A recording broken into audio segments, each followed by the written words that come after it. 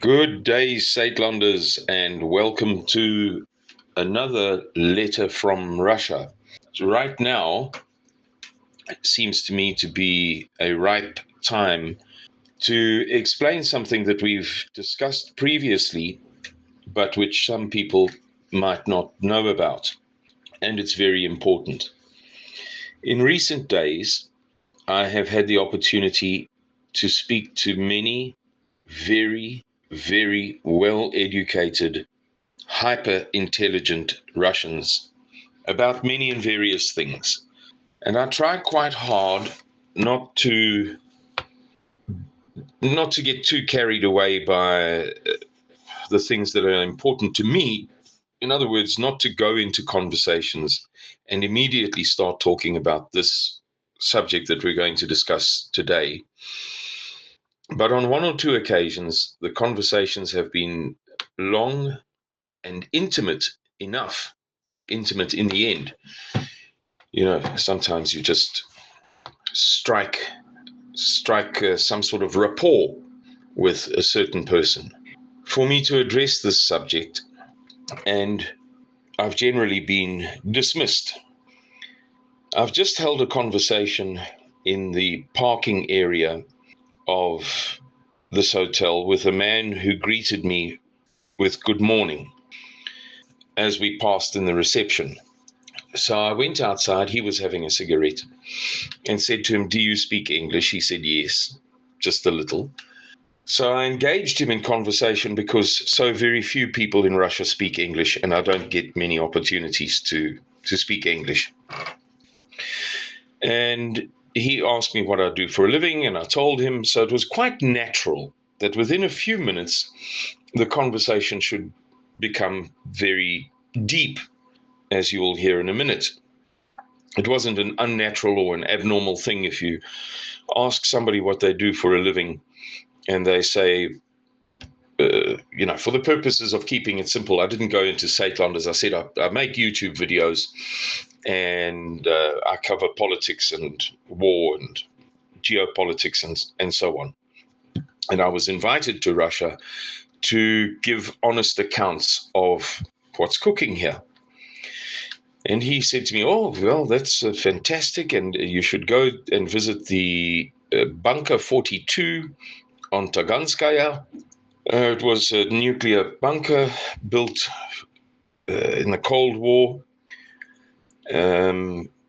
But I think there'll be peace, everything will be okay now. The bunker will never need to be used. It's been turned into a museum anyway, but we don't need bunkers, but you should go and see it. And I said to him, well, I'm not so sure that there will be peace because I study these affairs very, very closely. And it is clear to me that the Western elites are a part of, or they constitute a pedophiliac, satanic, death cult, suicide cabal. It sounds very strange to say it, ridiculous even, but it does explain their behavior over a long period of time. And he wasn't very convinced by that, and we ended up chatting quite amicably on this very subject. He said basically that, well, if that's what they want, then that's what they're going to get. They're going about it the right way, and we'll wipe them out, So now I want to explain, why do I say that they are a part of this thing? It's not really that I say it. It's not that I've drawn many conclusions. Really, I'm just regurgitating or parroting back things that I have learned explicitly over the past almost 2 years of studying this day and night. The study began in September 2023 when I was in the USA, when I stumbled across a sermon by a very senior, very highly regarded member of this cabal. And it was long. I seem to recall that it was 2 hours and 38 minutes long, and extremely difficult to understand because many of the terms used, many of the words were not English. But I have some light background in a couple of those languages, and I was able to follow it, which was beyond intriguing. And so on the long drives, the very long drives through the USA in the 3 months that I was there between the middle of September and the middle of December of 2023, I got into this subject and eventually ended up studying it to the point where I don't know the exact numbers, the exact percentages. I could be deceiving myself, not to mention deceiving you, but with that cautionary note, you won't be deceived, of course, into believing that I'm more special than I really am. But I should think that I'm in the top 1% of 1% of 1% of the people in the world, 7 billion people, who are familiar with this thing. That would be to say 1 in a million. And actually, I'm certainly not the expert. By no means can you, while doing other things, I have other responsibilities, learn in the span of 18 months what very deep, dark, mysterious people have put together over the course of at least 2,000 years. It goes back further than that, but it became especially relevant, this death cult and its work, when God sent his only Son, that whosoever should believe in him should not perish, but have eternal life. That is when this work began in earnest, this work to destroy the world. So much so that I'm probably in the top 1% of 1% of 1% of 1% of 1%, whatever that number is. I've lost a little bit of track there, but closer to 1 in a billion rather than 1 in a million, or perhaps 1 in 100 million. Again, I don't know everything, but I'm half qualified to regurgitate to you some of these concepts, all of which taken together amount to a key that opens a door that is not accessible to the overwhelming majority of the people of the world. To give you a for instance, as many of you who will watch this video will know or listen to it, I follow the best political observers in the world, and I do a lot of independent research. And one striking thing is how they've all been bewildered by the inexplicable actions of their leaders in recent years. Best brains in the world, and they can't make head or tail of some of the incredibly destructive decisions and actions of leaders in the West who are clearly hell-bent on destroying Europe, and leaders in America who vary from clowns to outright perverts, also clearly hell-bent on destroying the USA. Such series of actions simply cannot be coincident. There's no such level of coincidence in our lives. In your life frame of reference, there's no such level of accidental coincidence in green tea, clouds, toes, women, motor cars, soccer boots, forests.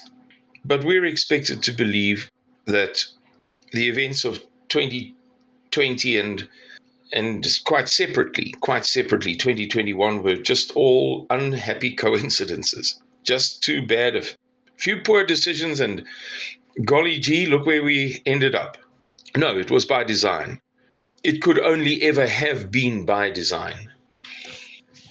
And just as an aside, I'll remind you that in 2020, I made some videos explaining how a man by the name of Milo Kandarian, who apparently is a renowned Satanist, explained how the medication rolled out at that time. So this was very early on in the medication phase, November, December, perhaps January, February of 2021, was intended to kill off a large portion of the human race. And I explained the mathematics involved. They had a formula. And what it amounts to is that 80% of the people who received the medication, two of the brands of the medication, would die within 10 years, and 70% of the people who received treatment by the other two brands would die within 10 years. A very specific formula, very finely calculated, as these things always are. Some people are unaware of the fact that when Toyota produces a motor car, it knows precisely to the day when things in that motor car will break. It's called planned obsolescence. They know precisely to the day how much punishment over what period of time will cause a shock absorber to wear out, or springs to collapse, or the plastic on a dashboard to perish in the sun. Likewise, if you don't comprehend what I've just said about the medications, rest assured they know precisely. With that in mind, there are numerous writings on this subject. And the long and the short of it is that there is a deep, dark belief that in order to summon the Antichrist, the world has to be shot to ribbons, as my dad would put it. And there is a process of undermining Christian society to lead to that point. Karl Marx wrote about it quite extensively, in spite of the fact that some people believe that he was an atheist. He was not an atheist. He was a pious, devout man, a evil man, but absolutely devoted to his God. Gave up his life to destroy Christianity. And as he wrote in the fourth critique of Hegel, when will communists get it into their thick heads that the first purpose of communism is to destroy Christianity? Likewise, what we're witnessing in the world today is a finely calculated plot to destroy particularly, but not only, God. That is to say, ultimately, it's about destroying God. And again, Marx is a good source for this. He writes quite explicitly about the process that has to be undertaken. And the chief focus is Christendom. Excuse the kettle boiling in the background. I hope that it's not too much of a distraction to you. So this thing is satanic, entirely satanic. I said particularly, but not only. It's ultimately about destroying God, but there are certain parties who are particular targets. Christianity, obviously, the West, that is to say, Christendom, and Caucasia. Now, I know that there's a lot of opinion about these things. I don't pretend to know the answers. I just don't. I really don't. Many conclusions have been drawn, but they are not always correct, and they contradict one another. The Russians would tell you, as an aside, I'm not, this is purely FYI, as a piece of interesting general knowledge, that is why the Reformation was such a bad thing. I'm not defending the Roman Catholic Church. I'm telling you how Russians look at these things, just purely for your interest. They would say that Eastern Orthodoxy was expelled from the Roman Catholic Church in the year 1054. And then the Reformation began not long after that. Choose your favorite character. Most people are familiar with Martin Luther, but he was by no means the first. In the tradition of C.S. Lewis and the very, very, very great, I'm sure he's passed away by now, Alistair Crook of the BBC. They have a finely calculated plan to execute this destruction, particularly, but not only, of the West, in order to get rid of God, because God is contingent upon people loving him, they would say. We are at a critical juncture in that undertaking. We know for a fact, it's been proven beyond any dispute in very recent years, that Christ was born about, when I say about, it's either 5.5 or 6 years prior to 1 AD.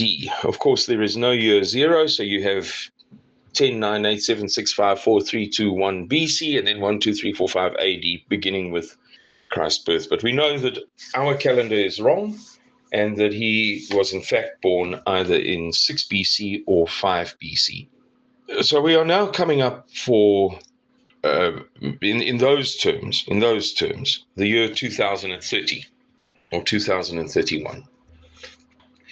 And we're not far from 2,000 years since Christ's death. And that is to them a very important thing. Also, they believe that the 28 seasons spoken of in the book of Ecclesiastes by King Solomon represent the 28 seasons of God for mankind. Very, very, very, very, very, very, very learned people. And they don't have to be right. We're talking about what other people believe in order to reach a point where we can describe what it is that they are doing according to their own beliefs. Very learned people will tell you that mankind was granted 6,000 years on earth before a great reset, and that we are in the 27th. This is, you can calculate this for yourself with an ordinary Casio calculator.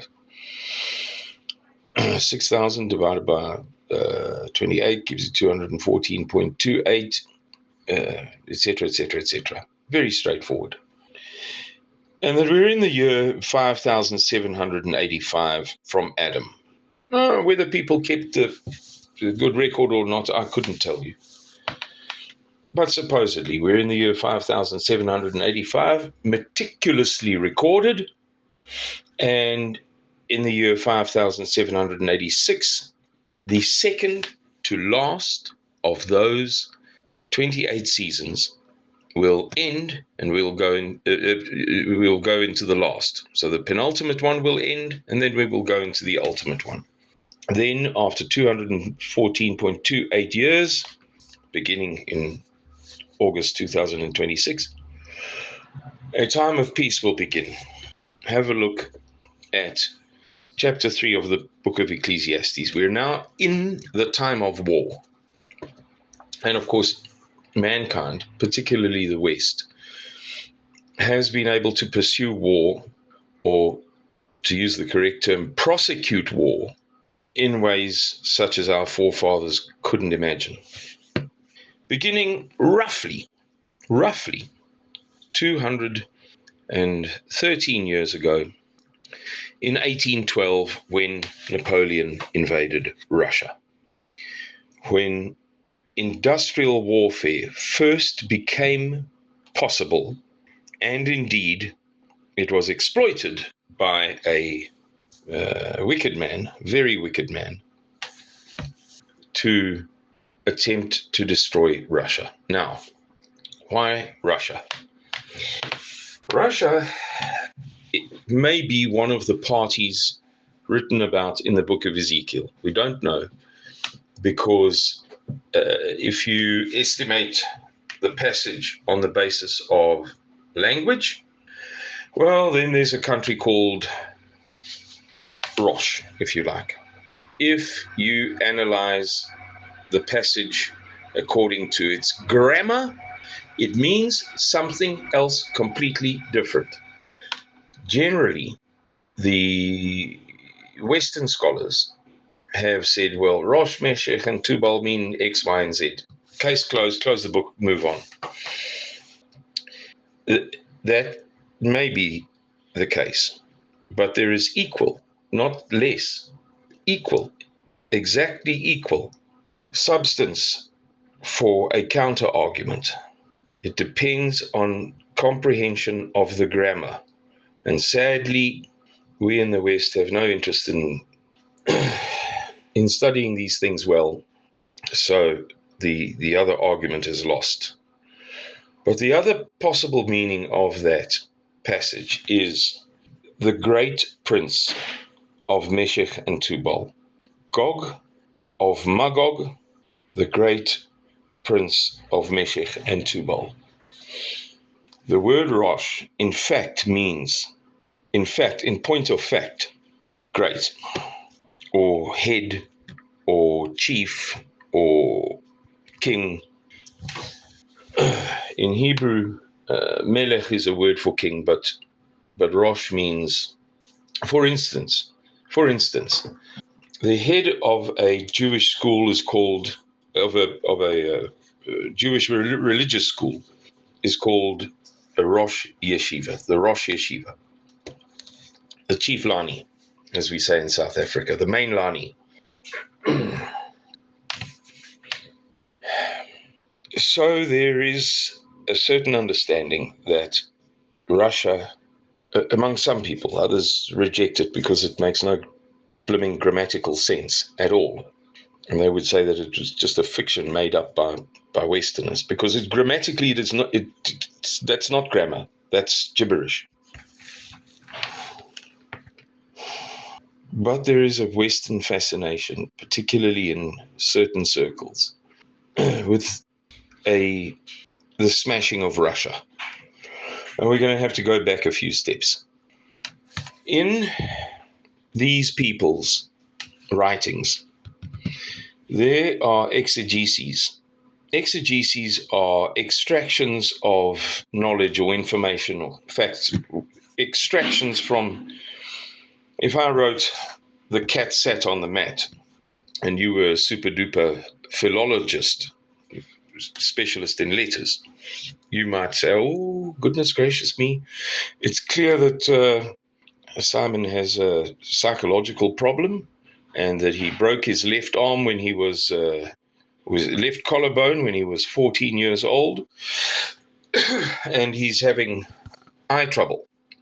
That's exegesis. It's reading the superficial meaning of words and extracting some deeper meaning out of them. So these people have deep and mysterious writings on these exegeses that reveal, supposedly, you and I don't have to agree with them. All that counts is what motivates them, which explains their behavior, which explains the grievous circumstances in which the world finds itself today. They would say that there shall be 3 Romes. There was ancient Rome, founded in about 650 BC, that gave up the ghost in 476 AD. And it was a particular continuous civilization, for want of a better word.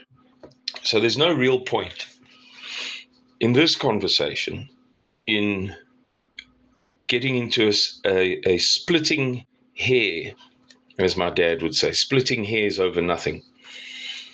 A dispute about the Kingdom of Rome versus the Republic of Rome versus the Empire, the Roman Empire. Then in 320 odd, 323, I believe, the Emperor Constantine founded a second Rome. This is a very, very well understood thing by people who are familiar with this subject. He called it Constantinople after himself, and it was founded on the ancient Greek town called Byzantium. That lasted until 1453, and it was destroyed by the Muslims. It is, if you look at a map, it's modern day Istanbul in Turkey. It's at the furthest, most southeastern point of Europe. It's at a point where Europe and Asia are definitively apart from one another, only by a few miles. So the absolute extremity. That was the second Rome, and it has never been known as anything else. Those people didn't call themselves Constantinopolians or anything else. They were Romans. It was the Eastern Roman Empire, but they didn't call it the Eastern Roman Empire. They called it the Roman Empire, the second Rome, Constantinople, and all its properties. And it was the seat of the Eastern traditions of the universal church. The word Catholic means universal. The universal church split into two parts in 1054, as I've described to you previously, over various things. The one was the controversy over icons and iconoclasm. Iconoclasm means the destruction of icons. So in the West, for some time, the church had been endeavoring to, so we're talking about one church, one single Catholic, that is to say, universal Christian church. But the Westerners had been for some time against the veneration of icons as is practiced in Greek Orthodoxy and Russian Orthodoxy and Serbian Orthodoxy and so on. Icons, of course, being little paintings. And also over some administrative matters and over who's the biggest boss and whether the Pope of Rome was entitled to, allowed to give orders to the patriarchs. Patriarch, from the word pater, father, the fathers, the heads of the other parts of the universal church. So the Pope sent a delegation to Constantinople and said to the Easterners of the universal church, listen, you guys better bow to my yoke and start behaving yourselves or there's going to be trouble. And they stubbornly refused to capitulate to the Pope of Rome. So his delegation famously walked out of the Hagia Sophia. The Hagia Sophia, you can look it up. The holy knowledge is the meaning of that word. Holy knowledge church. It's spelled Hagia, H-A-G, sometimes double G, H-A-G-I-A or H-A-G-G-I-A, Sophia, S-O-F-I-A. The Pope of Rome's delegation walked out and shook the dust from their feet, as Christ told the disciples to do. And so there was a split in the universal church. To get back to the Reformation before we carry on, Orthodox believers believe that that led to the Reformation, and the Reformation led to every man and his dog believing that he was perfectly entitled to and capable of reading for himself the true meaning of the Bible. And that, of course, led to the 150,000 churches that we have, and beliefs that the Bible is pro-gay and pro this and pro that, and under certain circumstances pro-abortion, and of course they'd be right. I'm not condemning Protestantism. I am saying it is a matter of fact that that is exactly what happened. The Bible was made available to every man and his dog, and every man and his dog decided that he knew better what is written there. And so the Holy Church of Christ was shattered into 1,000 pieces. To come back to the three Romes, the traditions of Constantinople, the traditions of Eastern Rome, the traditions of orthodoxy, because they were largely one and the same thing, or they had so much to do with one another that you can safely put them in a class together. Those traditions, and I don't just mean traditions of, using fork in your left hand, knife in your right hand, every tradition, the norms, mores, and values is the scholarly umbrella phrase. The norms, that is to say the customs, the mores, understanding of what is right and what is wrong, and values, what is cherished and what is not cherished, that were characteristic or held in Constantinople and in the Eastern Roman Empire, were then transferred to Moscow, the Third Rome. And there are writings that say that the Third Rome must be destroyed.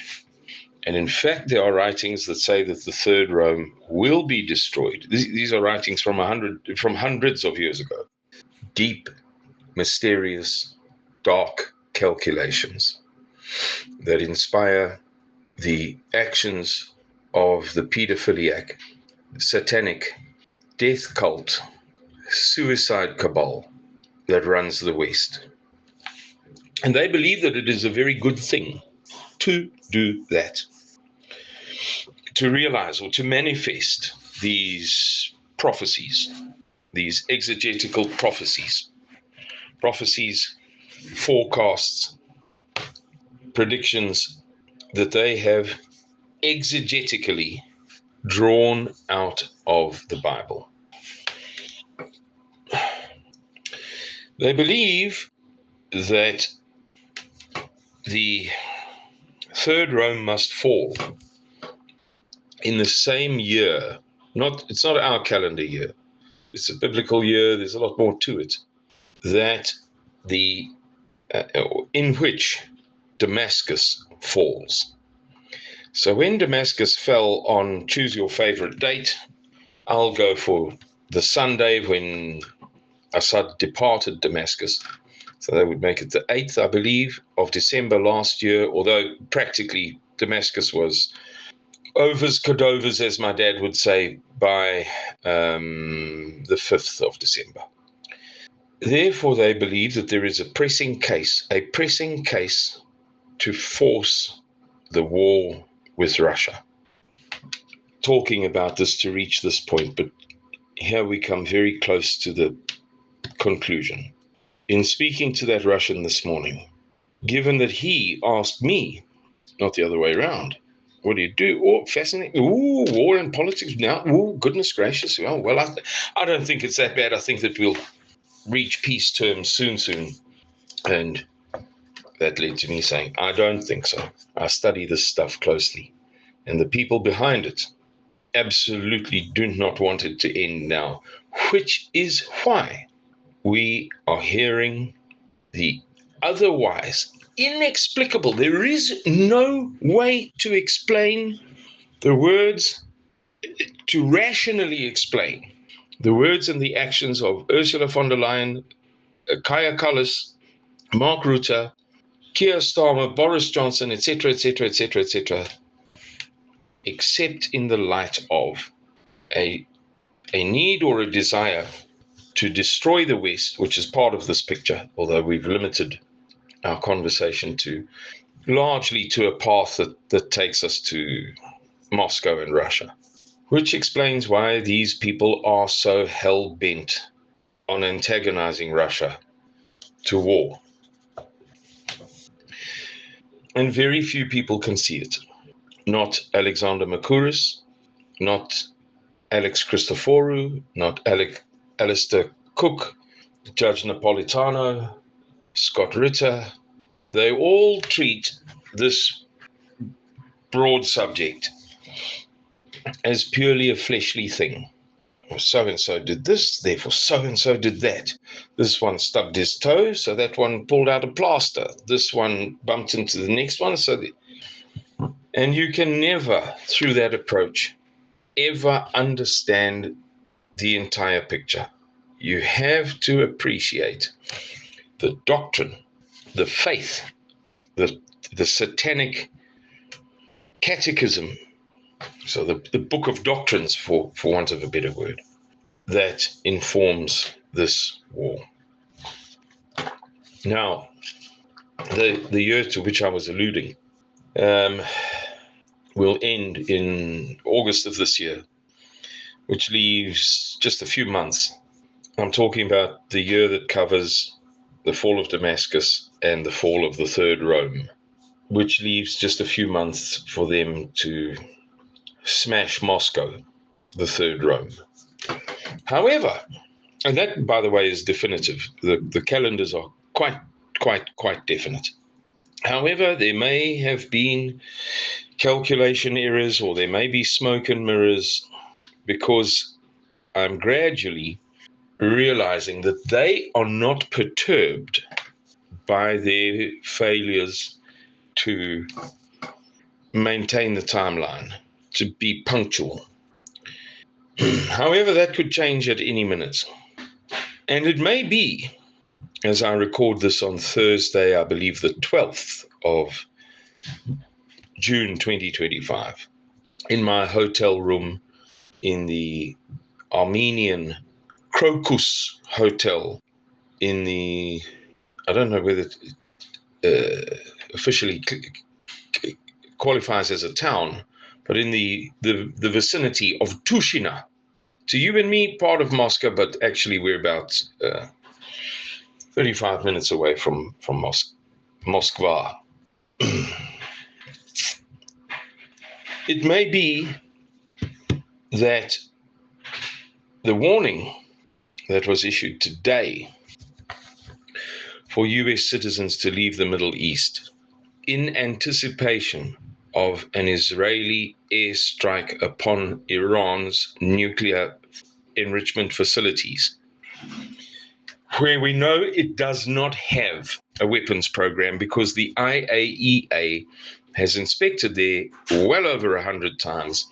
They've used satellites to pick up radiation signatures, everything under the sun.